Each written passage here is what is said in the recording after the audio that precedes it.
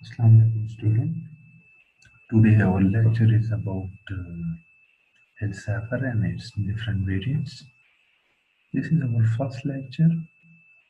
In this lecture, we are basically design some new encryption algorithm that is basically the extension of Hill Cipher. The Hill Cipher is fundamentally based upon linear transformation, and it means the transformation is basically from set of n tuple to set of n tuple. In that case, the matrix of transformation is square matrix, and in that case, matrix has some inverse as well as determinant. Determinant is possible. But today class is about the some variant of a Hill Cipher. Basically, we are given two different variants of Hill Cipher. One is about how one can use rectangular matrices instead of square matrix to generalize the idea of Hill Cipher for square matrix to rectangular matrix. And then second one is how we can relate determinant permutations is, with determinant. Means to say that second case we are basically relating symmetry group with general linear group over binary field Z2. First of all, before developing the Hill cipher for rectangular matrices, we know something about some basic knowledge how one can calculate the inverse of rectangular matrix. Fundamentally, the inverse of matrix is based upon rank of a matrix and rank of a matrix, and we call it pseudo inverse technique.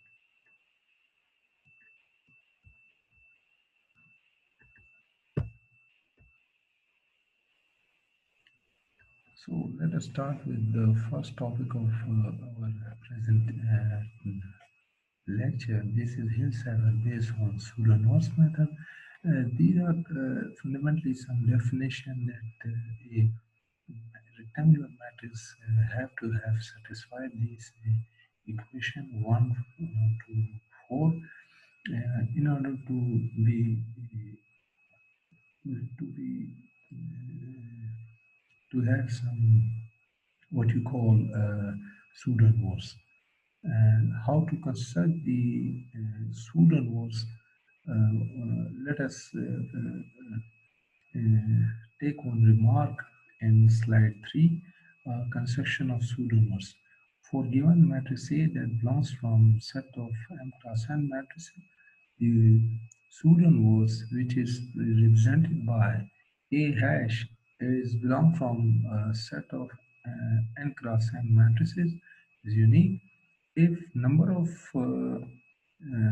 say M is equivalent to N, means to say number of rows and number of columns are same. In that case, the rank of A is M and the pseudo inverse is same as the traditional inverse of a matrix.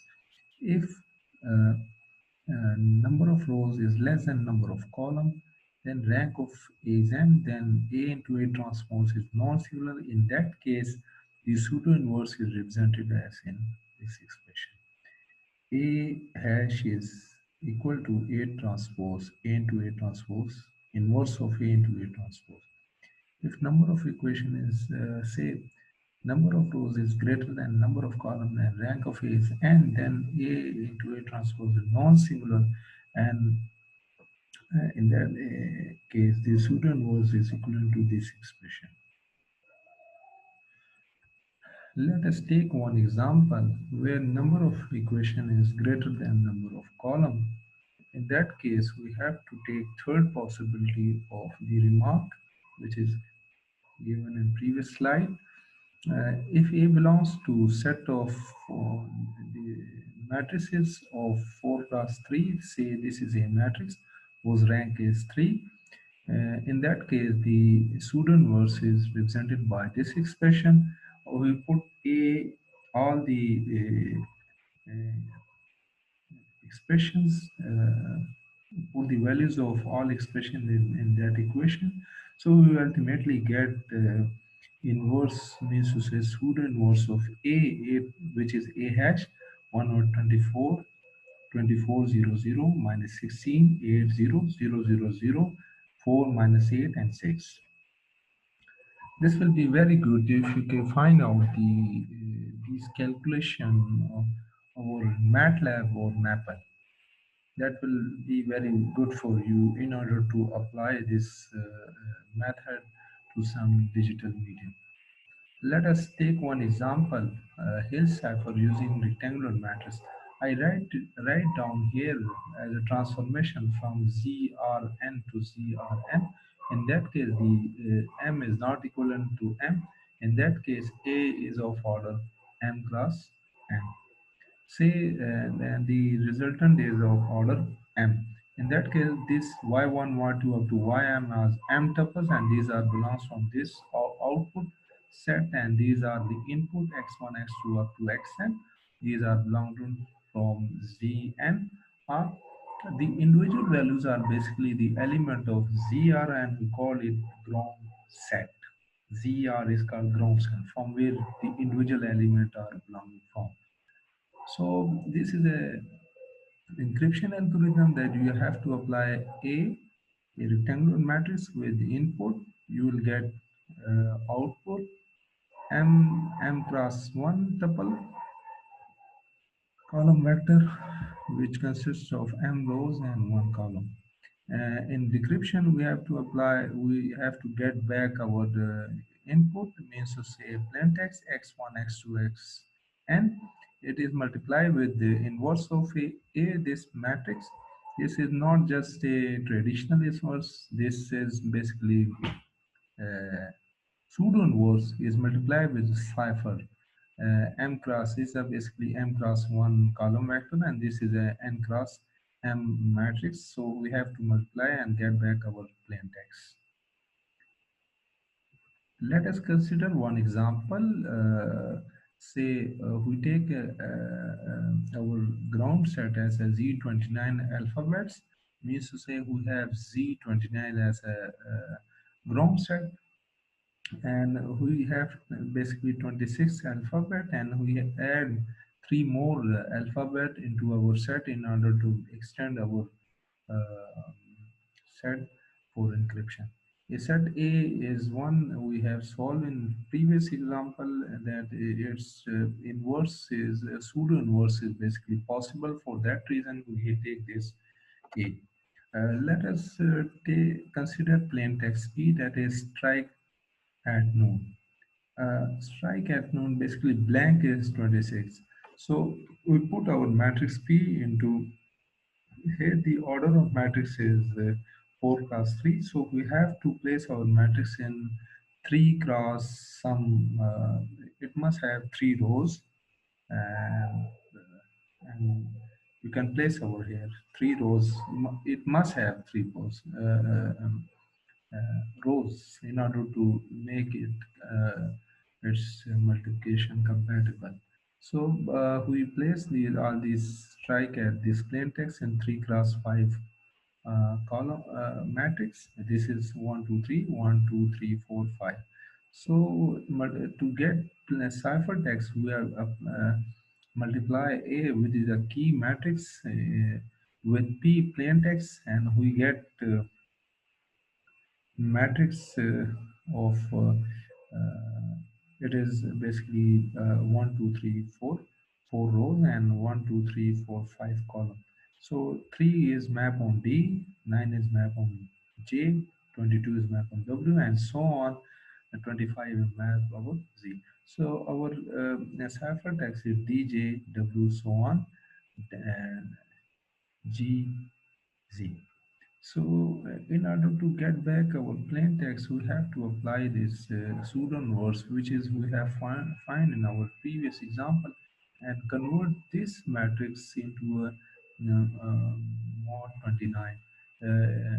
Basically, we have to remove this fraction. And basically, in Z29, there is no fraction, so we have to remove the fraction in order to use our matrix effectively and map the corresponding value to some alphabet in our set Z29.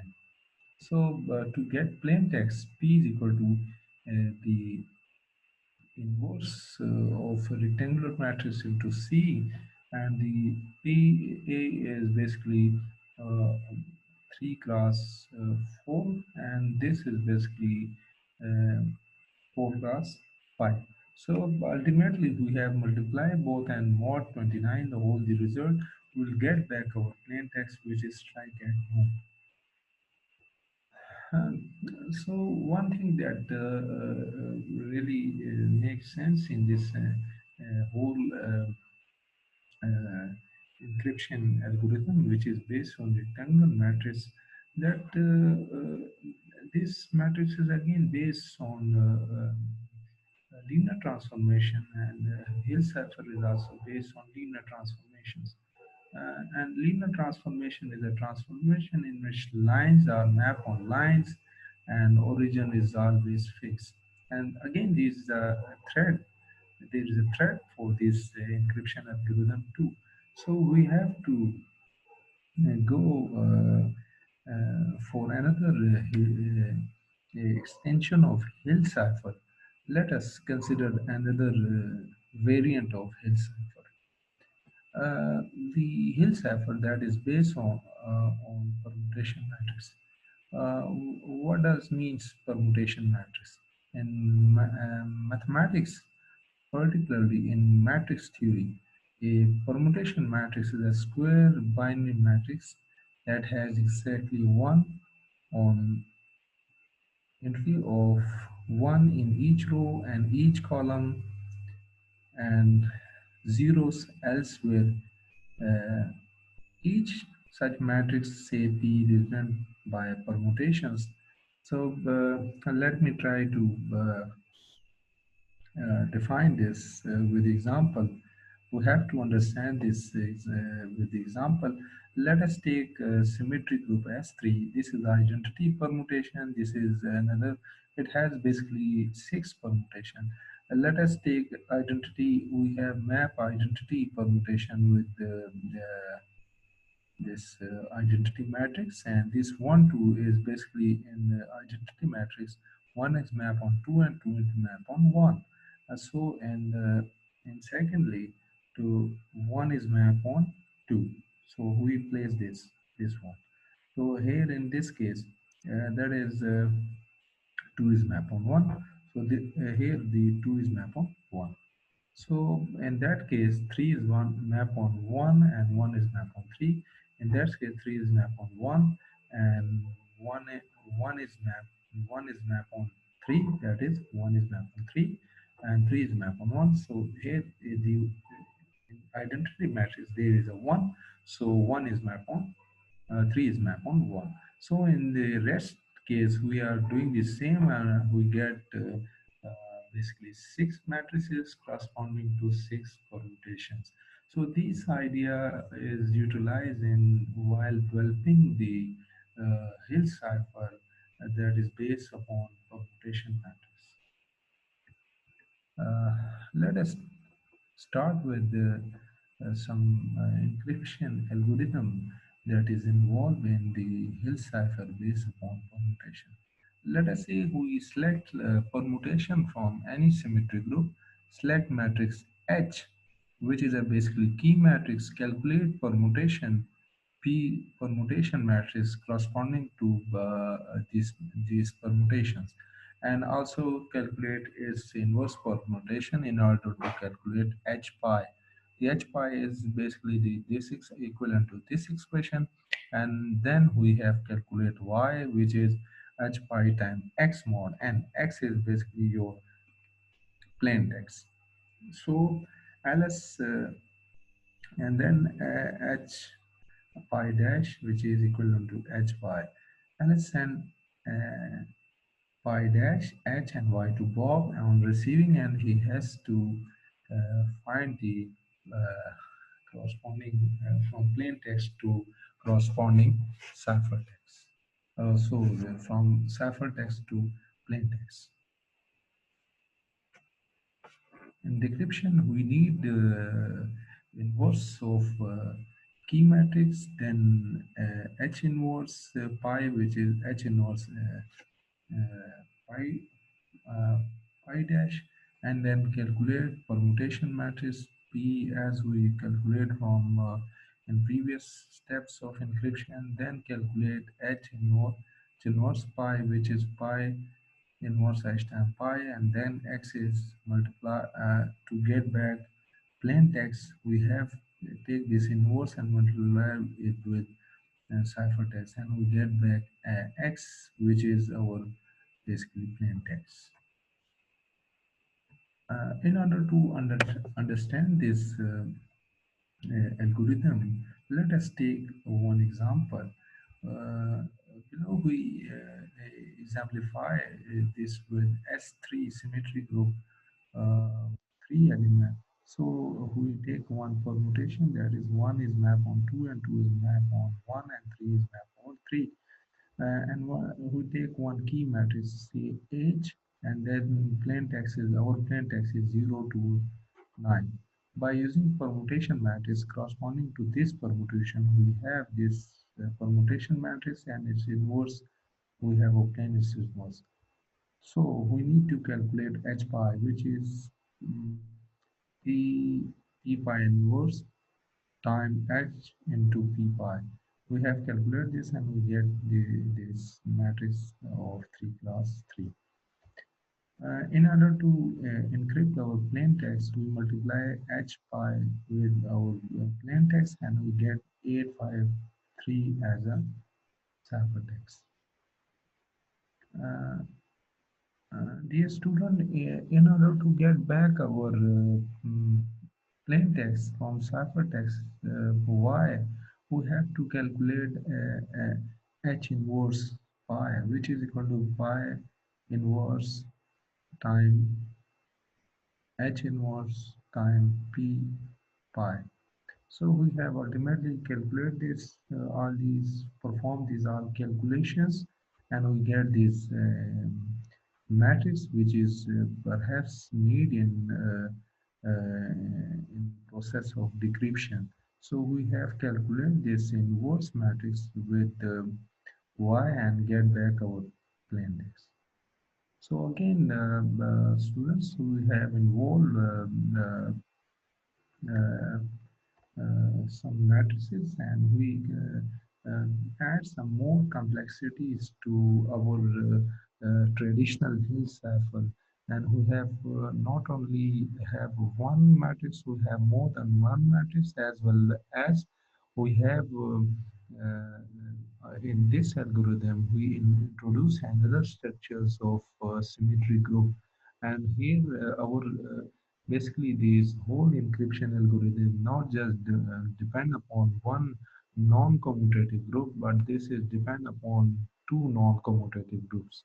So and moreover, the possibilities to uh, to perform to get back your key is key.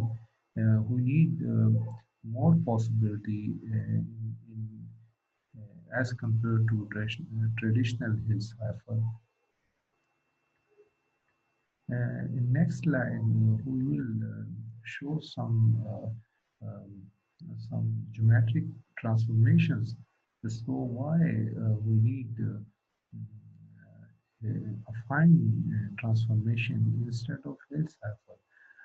Let us take these two very famous transformation. These are how to relate these Hill cipher with some geometry.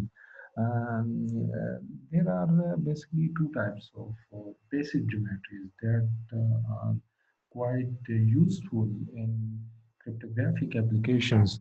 One is linear transformation, and second one is affine transformation. The linear transformation is fundamentally required while you're developing any diffusion component, whereas affine transformation is fundamentally required whenever you want to construct a confusion component. And confusion component means to say a non-linear component. In that case, basically linear transformation is not quite useful because in linear transformation, origin is always fixed. Means to say whenever the input is zero, the output will always be zero. But in case of affine transformation, zero may not be map on zero. That means to say there is uh, quite possibility in linear transformation that we have a number of fixed points, but as compared to affine transformation, it has less number of fixed points.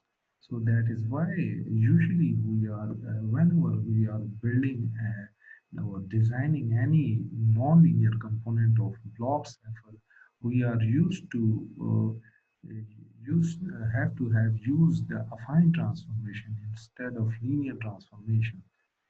So there are some properties of linear transformation like linear transformation are basically the combination of scaling, rotation, shade, and mirror.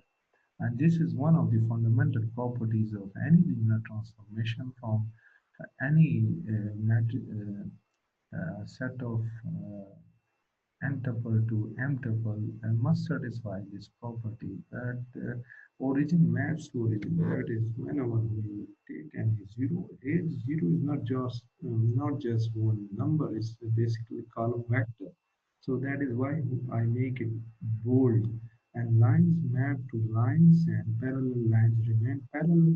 Ratio are always preserved. So first, this property is quite useful while making any encryption algorithm. We have to basically uh, make sure that our any encryption algorithm perhaps have to have less number of fixed points. So that is why we are basically ultimately go towards affine transformation instead of linear transformation while developing any nonlinear component of block cipher. Here we have come up with the affine transformation.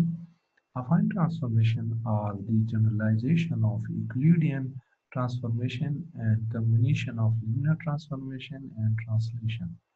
In that transformation, this property is quite useful in cryptographic application.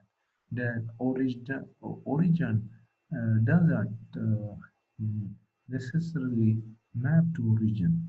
That basically deny the fixed point, and which is quite useful in the encryption algorithm. So rest properties are the same, but we are mainly play with these properties. This first property.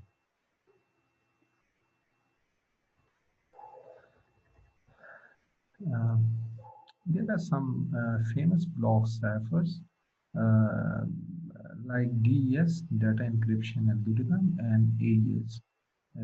Basically, there are number of block cipher, but we basically focus on these two, which are quite famous. And these are all based on SP network substitution and permutation. And this DES is also based upon Fistel cipher. And that's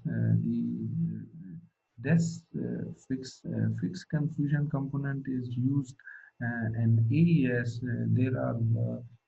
there may be variable component confusion component basically uses mm, two confusion components. One at the sending end and its inverse is at the receiving end. Whereas in AES, the sending and receiving end, they use the same substitution box, and that is as one of the thread to DES clip analysis. So AES is fundamentally has three versions. One is 128 bits, second one is 192, and third one 256. In AES, basically, we have used a fine transformation to construct our non-linear component, and it has basically four basic transformation. One is sub-byte transformation, shift row, mix column, and add round key.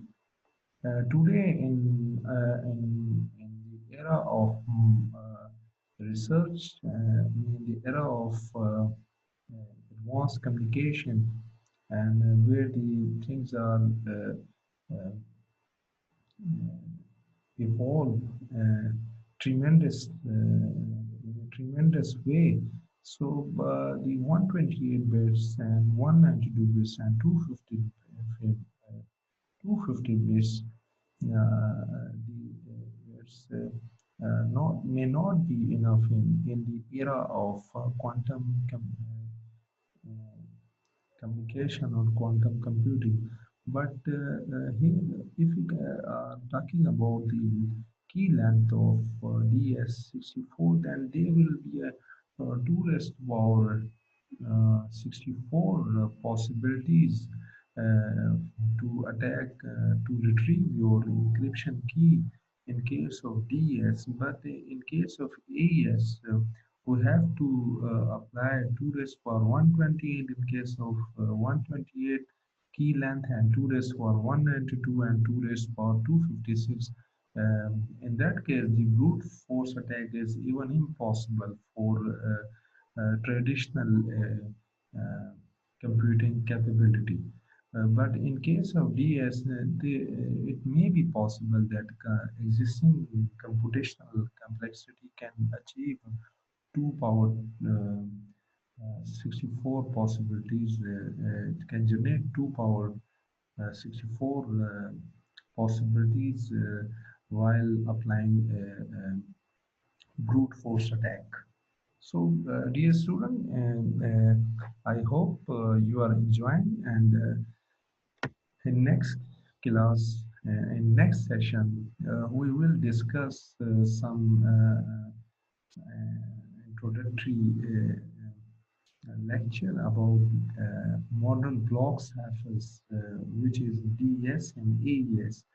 Um, for to end up with, we have start with Hill Cipher and with famous block ciphers, because in every block cipher there are some linear component as well as non-linear component.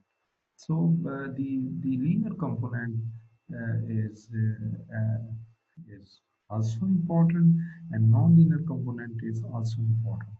So in late 40s or the late 50s, um, uh, their encryption algorithm are basically utilized in individual ways.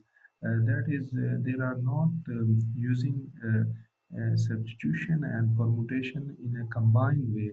But right now, after the theory of Claude Shannon in 1949, or after one of his very famous article, which is based on secrecy in information theory, that basically explain how one can make a block cipher a good block cipher. It says that you can not construct a very effective encryption algorithm by just using confusion throughout your encryption algorithm, or just using diffusion throughout your encryption algorithm. So your good block cipher or good encryption algorithm is the combination of both confusion as well as diffusion. And by the way, how we can perform confusion? We can perform confusion with the help of nonlinear component. We call it substitution boxes. And for diffusion, we have performed permutations, as we have take permutation and developing Hill cipher based on permutation. So same is the case while we are in DS and AES, we are also have some substitution as well as permutation steps. So in AES, we have one sub-byte transformation that is correspond to substitution boxes, and shift row mixed column. These are related with permutation component, and we call them as a diffusion component, and sub-byte transformation. We call it as a uh, uh, sub, diffusion component. So sub-byte sorry, I'm really sorry for that. Sub-byte transformation, we call it as a confusion component. So in next lecture, we will be able to develop all these the basics of these two very famous encryption algorithm, which is again fall into the category of block cipher, and blocks are the class of symmetric key encryption algorithm. And symmetric key encryption algorithm, we have only one key, and that one key, through one key who can generate various key for each round. If you have any questions regarding this today lecture, do inform me on our WhatsApp group. I will inshallah respond you. Uh, at last, in that scenario, I must say you have to stay at home and be safe. And may Allah bless you all. Allah Hafiz.